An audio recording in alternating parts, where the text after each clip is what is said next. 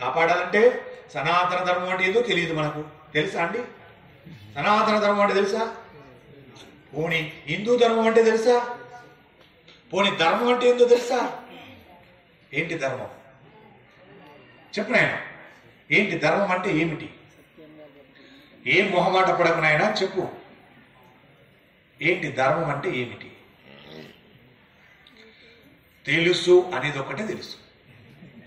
ధర్మం అంటే ఏందో తెలుసు. ఏం తెలుసు అంటే తెలుసు అని 3 అక్షరాలు తెలుసు. ఇదే తెలియజెప్పుతుంది మహాభారతం. అందుకే వినాలి మహాభారతం. ఎంత తాపత్రయంతో వింటారు. ఎన్ని ఉన్నా వదిలేసుకుని వచ్చి వింటారు మహాభారతాన్ని. పండిపోతారు జీవితంలో మహాభారతాన్ని వింటే. అద్భుతమైన వ్యాఖ్యానం మహాభారతం. కాబట్టి ఆ మహాత్ముడు ధర్మమును బోధ చేయటానికి సమస్త వాక్మయము వచ్చింది. ఆధ్యాత్మ విధులు దీనిని వేదాంతమని అంటారు. ఎలా చెప్తున్నారో చూడండి.